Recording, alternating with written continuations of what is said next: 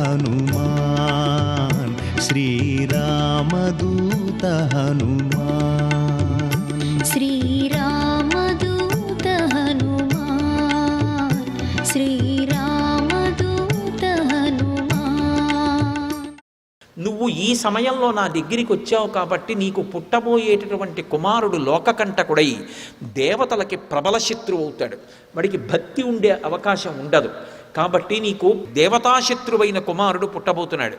కానీ నువ్వు కోరుకున్నట్టే అపారమైనటువంటి బలపరాక్రమములు, ఇంకా ఇంత అంతా అని చెప్పడం కుదరదు, అటువంటి కుమారుడు నీకు కలుగుతాడన్నాడు.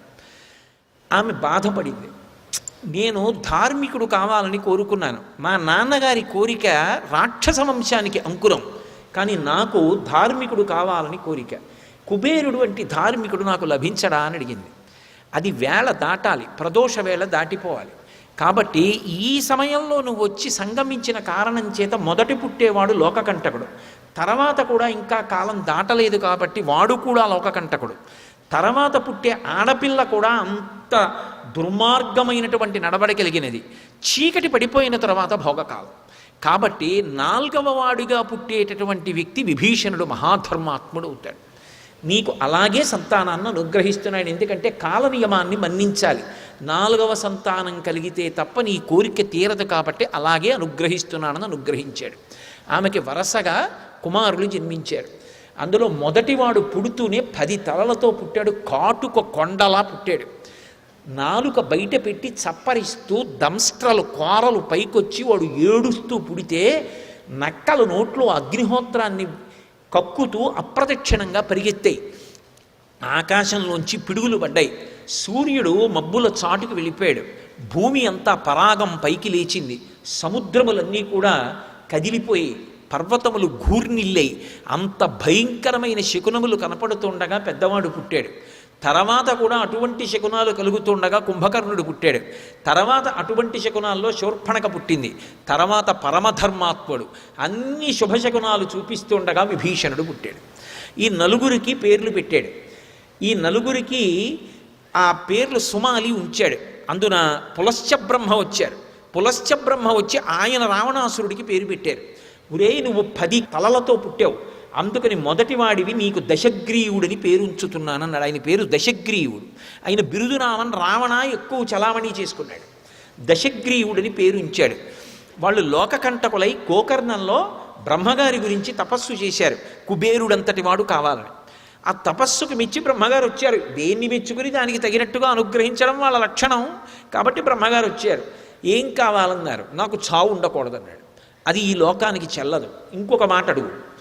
మొత్తం సృష్టిలో ఎన్ని జాబితాలు ఉన్నాయో అన్నీ చదివేశాడు. యక్ష గంధర్వ కిన్నెర కింపురుష దానవ దైత్య దేవతలు అందరి పేర్లు చదివాడు. వీళ్ళ చేత మృత్యు ఉండకూడదు. బ్రహ్మగారు ముక్కును వేలేసుకున్నాడు. ఇది ఎక్కడ గొడవరా అని ఒక్క మాట అన్నాడు. తృణభూతాహితామన్యే ప్రాణినో మానుషాదయ అన్నాడు. మనుష్యుల చేతిలో మృత్యు ఉండకూడదని అడగను. వాళ్ళు గడ్డి పరక, వాడి చేతిలో చావు ఉండకూడదని అడగడం కూడా ఏమిటి, దానికి వరమా అడగనన్నాడు. మనుష్యుల చేతిలో మృత్యు ఉండకూడదని అడగలేదు. వాళ్ళు గడ్డి పరక నేను ఎందుకు అడగాలని అడిగాడు. తృణభూతాహితామన్యే ప్రాణినో మానుషాదయ అన్నాడు. తథాస్తు అన్నాడు. కుంభకర్ణుడి దగ్గరికి వెళ్ళాడు. దేవతలు పరిగెత్తుకొచ్చారు. పరిగెత్తుకొచ్చి అయ్యా ఆయనకి వరం ఇద్దాం అనుకుంటున్నారా? ఆయన ఇప్పుడే కొద్దిగా ఆకలి తీరడానికి అందాక ఏదన్నా నోట్లో వేసుకుందామని ఇప్పుడే నందనవనానికి వచ్చాడు. ఒక 14 మంది ఋషుల్ని, కొంతమంది అప్సరసల్ని, కొంతమంది దేవతల్ని, ఇటువంటి వాళ్ళందరినీ కనపడ్డ వాళ్ళని నోట్లో పడేసుకుని మళ్ళీ జపం కోసం వచ్చాడు. ఇక నువ్వు వరం కూడా ఇస్తే నువ్వు సృష్టి చేస్తావు, ఈయన తింటుంటాడంతే, లోకం ఉండదు. కాబట్టి జాగరూకుడవు కా అన్నారు. బ్రహ్మగారు ఎలా వరం ఇవ్వాలి, ఇస్తే లోకాలు నిలబడవు, అలా తినేస్తాడు. అందుకని సరస్వతీదేవిని స్మరించాడు. వెంటనే సరస్వతీదేవి వచ్చింది. వీడి వలన లోకములకు ఉపద్రవం కలగకుండా సరస్వతి అనుగ్రహించన్నాడు. ఆవిడ వెళ్ళి కుంభకర్ణుడి నాలిక మీద నిలబడింది. బ్రహ్మగారు దగ్గరికి వచ్చి ఏం కావాలన్నారు. నాకు కొన్ని సంవత్సరముల పాటు నిద్ర కావాలన్నాడు. తథాస్తు. పడుకుంటాడు కదా, ఇక లోకాలకు ఉపద్రవం లేదు. సరస్వతీదేవి అంతర్ధానమైంది. వాడు చటుక్కుని లేచి అన్నాడు, అన్నయ్య ఏమడిగానన్నాడు. అదేం అడగడం రా, కొన్ని సంవత్సరాలు నిద్రపోతానని అడిగావు అన్నాడు. మీకు రామాయణంలో విచిత్రం తెలుసా? కుంభకర్ణుడు ఎంతుంటాడో అంత పెద్ద ప్రాణి రామాయణ కాలంలో ఈ భూమండలం మీద ఇంకొకటి లేదు, అంత ఆకృతి పడింది. కాబట్టి నిద్రపోతానని అడిగావురా, ఇదెక్కడ వరం రానీకన్నాడు. అన్నయ్య నన్ను దేవతలు ఏదో మాయ చేశారన్నాడు. కానీ వెళ్ళడానికి నిద్ర వచ్చేస్తుంది. ఈలోగా పెద్ద మందిరం కట్టారు, అందులో పడుకున్నాడు కాబట్టి ఉపద్రవం వెళ్ళిపోయింది. శూర్పణఖ సరే తపస్సు చేయలేదు, విభీషణుడు తపస్సు చేశాడు. బ్రహ్మగారు ఇల్లు అడిగారు నీకేం కావాలన్నారు. ఎంత ఆపద సంభవించినా సరే ధర్మం మాత్రం నేను తప్పకూడదన్నాడు.